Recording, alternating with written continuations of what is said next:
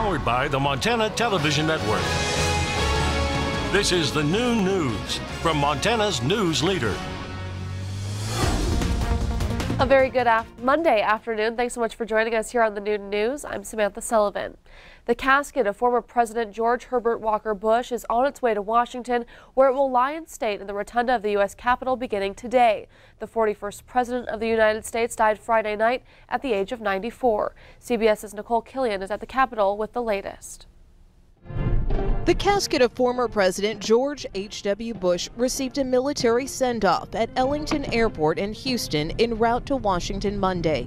His son, President George W. Bush, and former First Lady Laura Bush led the family onto the plane, which is being called Special Air Mission 41 for the trip. He saw the world, not just the country. On CBS this morning, former Secretary of State Colin Powell, who served as President Bush's chairman of the Joint Chiefs of Staff during the first Gulf War, remembered his former boss. He would not make some jump decision out of nowhere. He would think it through and then decide what was best for the country, but not only what was best for the country, what was best for the world. In an interview with 60 Minutes, former President George W. Bush says his father's legacy will grow with time. I think he's going to go down as the greatest one-term president ever, because of his foreign policy, deftly handling the end of the Cold War, for example, reunification of Germany. Former President Bill Clinton, who beat Mr. Bush in the 1992 presidential election, recalled their bipartisan bond. It's been one of the great joys of my life, my friendship with him. Our arguments were good-natured and open, and we continue to debate things all the way up until recently. President Bush will lie in state in the Capitol Rotunda until Wednesday. Then a motorcade will transport his casket through Washington to the National Cathedral for a state funeral. Afterwards, his body will be flown back to Texas for a public viewing and private funeral before being buried Thursday. Nicole Killian, CBS News, Capitol Hill. President Bush will be buried next to his wife Barbara, who died earlier this year, and their daughter Robin, who died of leukemia at the age of 3.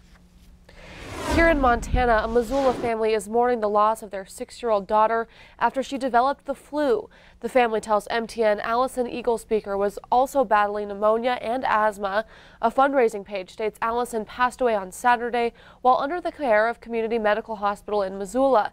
The hospital has yet to confirm if the flu caused the girl's death.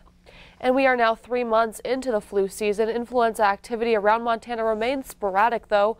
According to the Montana Department of Public Health and Human Services, there have been 36 confirmed cases in 11 Montana counties. 2 counties account for more than half of the illnesses. Missoula has seen the highest number of cases with 12, followed by Lewis and Clark County, which has had 9 cases.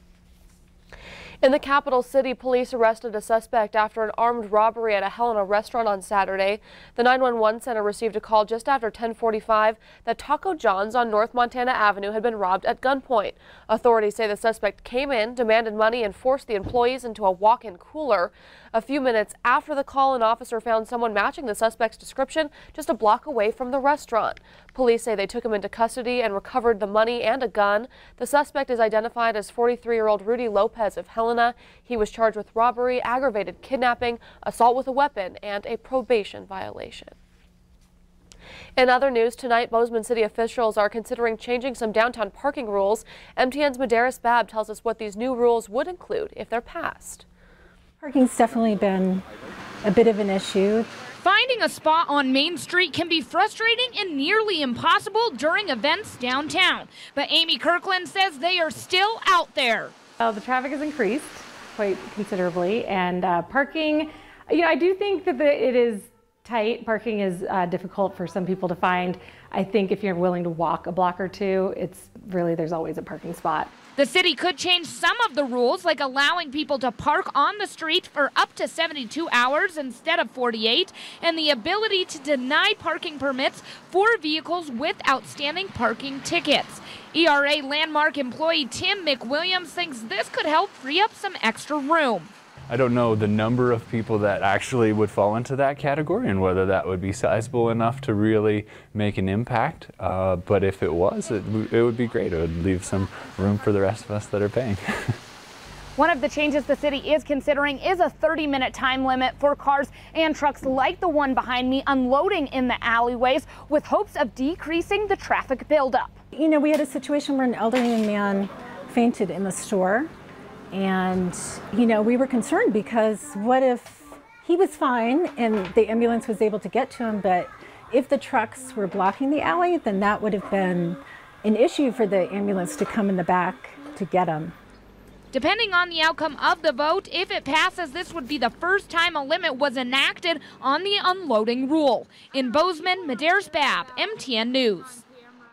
Medeiros tells us downtown business owners say some of the other issues they see is people not knowing how to use the parking garage technology and the lack of parking meters for customers who want to shop longer. Well, thank you so much for starting your week with us here on the Noon News. Coming up, we take a look back at the legacy of Helena's first Special Service Force. But first, Ed's in with a full forecast to start the week. We will be right back.